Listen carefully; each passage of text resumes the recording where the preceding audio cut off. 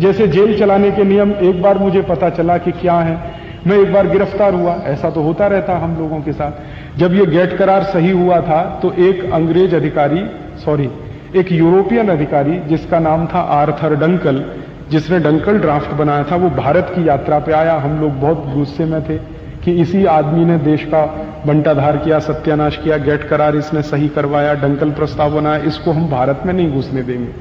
तो हमने दिल्ली एयरपोर्ट पे उसकी पिटाई की थी।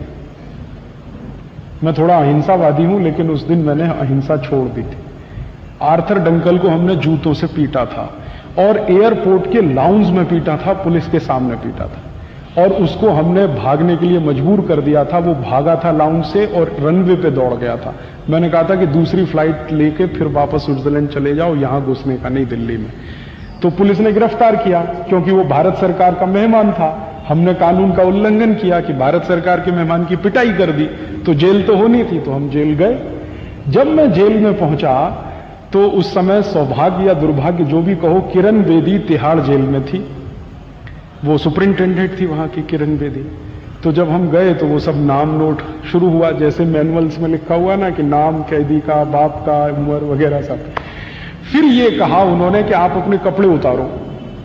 एक पुलिस ऑफिसर आया, उसने कहा कपड़े उतारो। मैंने कहा क्यों भाई?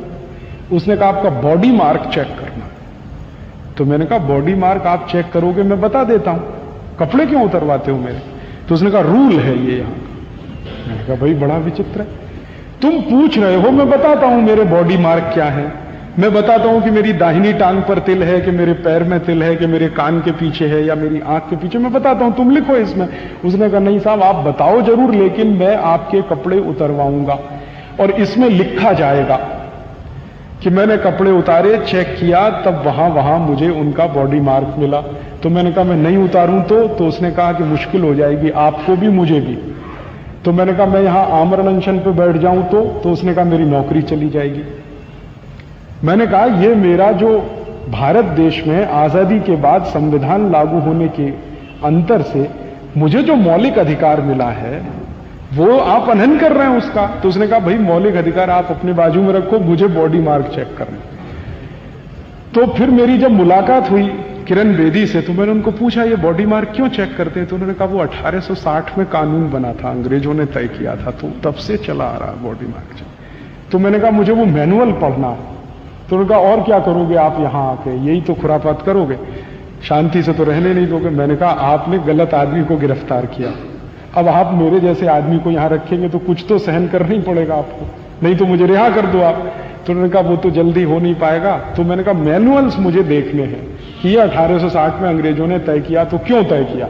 तो उसने बड़ी मेहनत की बेचारी ने, फिर वो लेके आई मैनुअल्स अगले दिन सवेरे।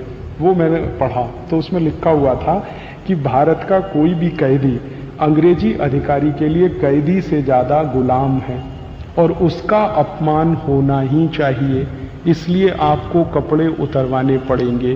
बॉडी मार्क चेक करना कम महत्व की बात थी, आपका अपमान करना है वो महत्व की बात है। तो अंग्रेज अपमान करते थे हमारा क्योंकि हम उनके गुलाम हैं, तो गुलामों का अपमान कदम कदम होना ही चाहिए ये अंग्रेज मानते थे, नहीं तो गुलाम भड़क जाएगा। अंग्रेजों की थ्योरी थी कि जिनको आप गुलाम बनाते हैं हर कदम उनका अपमान करना आपका धर्म है, नहीं तो वो गुलाम आपके खिलाफ बगावत कर देगा। तो हर कदम उन्हें हमारा अपमान करना था, इसलिए उन्होंने बॉडी मार्क चेक करने का कानून बनाया। और हमारी ये मूर्ख सरकारें 54 साल में उस कानून को बदल नहीं पाई आज तक, वो आज भी है कानून। खुदा न खास्ता गलती से आप किसी दिन गिरफ्तार हो जाएं और आपको जेल जाना पड़े तो आपका भी बॉडी मार्क चेक होगा, भले ही आपको कितना ही अपमानजनक लगे। और यहां कोई मानवाधिकार संगठन ये सवाल नहीं उठाता कि बॉडी मार्क क्यों चेक किया जाता है। जब कोई आदमी सामने से बताने को तैयार है कि मेरे ये बॉडी मार्क हैं, फिर आप उसको चेकिंग क्या कर रहे हैं? तो वो चेकिंग से ज्यादा आपके कपड़े उतरवा कर आपको नंगा करना, ये आपके लिए अपमान है और उनके लिए स्वाभिमान है। वो सिस्टम उन्होंने चलाया, वही हम चला रहे हैं पूरे देश में।